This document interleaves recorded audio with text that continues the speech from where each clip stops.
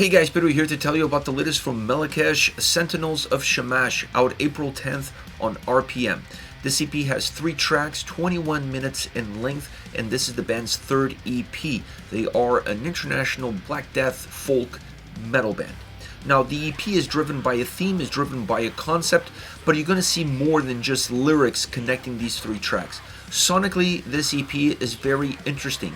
You see growth, development from song to song, and Raptors of Anzu, the last track on the EP, brings it all together. So it's a very creative output that makes these 3 songs almost blend together as one, and you definitely see that development across each and every single track. This feels a lot more like the first third of a full-length album than an EP. It doesn't have your prototypical EP attributes by being perhaps a little bit more versatile, a more diverse, and even disconnected as far as what the songs have to offer. But without further ado, let's get into these 3 tracks, starting off with The Seventh Verdict, the opening track. What a great opening song. It has a great opening riff, catchy, grabs your attention, and this is a track where the bass sound plays a very important role. The bass sound on the mix on this specific song comes through quite a bit, and by coming through quite a bit, it adds size to the track. Adding size to the track, it frees up the guitars to be a little bit more melodic, to be a little bit more driven, to have a little bit more room to breathe. And this creates a great dynamic musically within the song itself. That bass also adds a certain level of darkness to this song, which I think is really important when you look at the theme of the track. Adding a level of darkness emphasizes that theme, and it takes the song to a whole new level. So the bass on this song plays a multitude of roles, and it has different impacts depending on where you are within the track, but always very consistent in terms of opening space for the guitars and adding a sense of overall darkness. Now, when it comes to the vocals, they match the intensity of the song, but perhaps even more important than that, they match the overall fluidity of the track. They also bring a certain level of darkness to the table, adding to the overall blackened feel that the song already has from a sonic standpoint. So you're matching that experience with the same style and the same approach as far as the vocals are concerned. When you take 2 steps back and you start to look at this song from an overall body of work and from an overall feel and perspective, this track feels like a black and roll song. A black and rock and roll, to be more precise. It has at its core a very rock and roll style guitar playing style riff style approach, and then all the darkness and all the blackened elements that the band added both musically and vocally add to that sort of black and roll experience.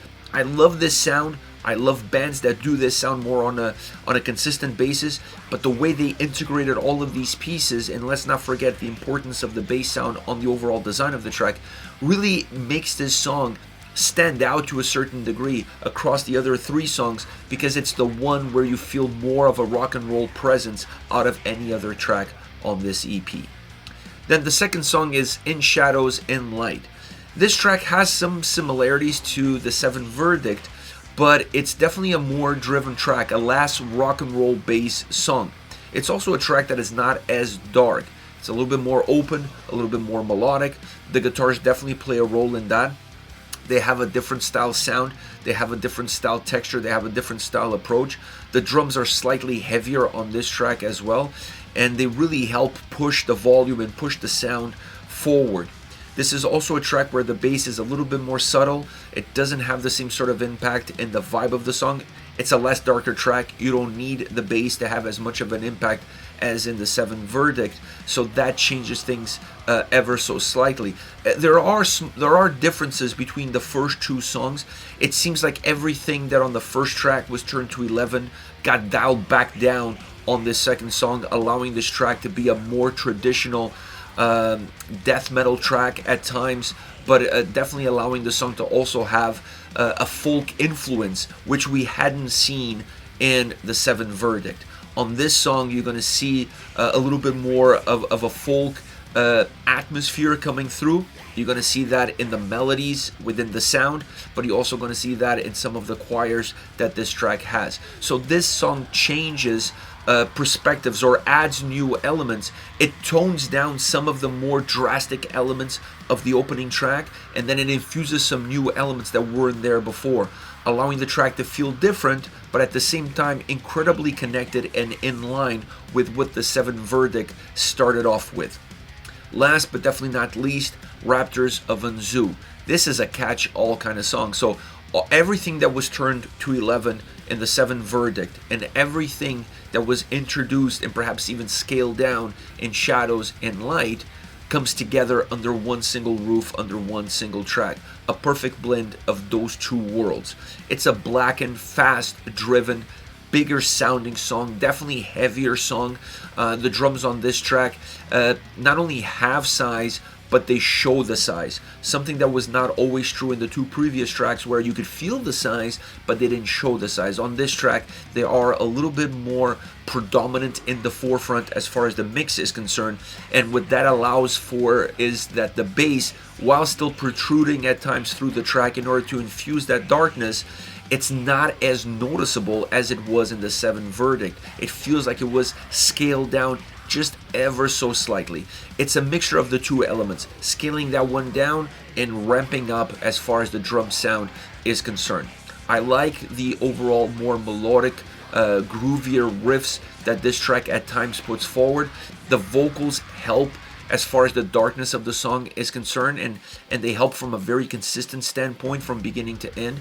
So it's a very complete song. I would say it's perhaps the most metal-driven complete track of all 3. It's the one where you feel like the track has the biggest volume, biggest size, biggest heaviness, biggest impact, overall biggest footprint. Great vocals. The vocals stay consistent throughout the 3 songs, obviously adding a little bit more darkness in some tracks than others, but overall the vocal consistency throughout the EP is excellent. Sonically is where you see the most amount of changes. Raptors of Anzu is just a massive track all around, and it feels perfect at the tail end of these 3 songs, because it becomes the conclusion to the journey that started with the 7 Verdict, developed in Shadows and Light, and then it comes to culmination with Raptors of Anzu. Great song all around, great EP all around, super fun to listen to.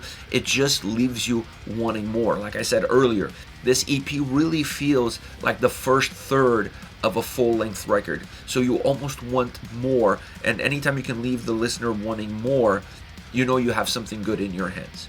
Alright guys, this is it. Melechesh with Sentinels of Shamash, once again out April 10th on RPM. Hit me up in the comment section, let me know your thoughts, and I'll see you all at the next video. Take care guys.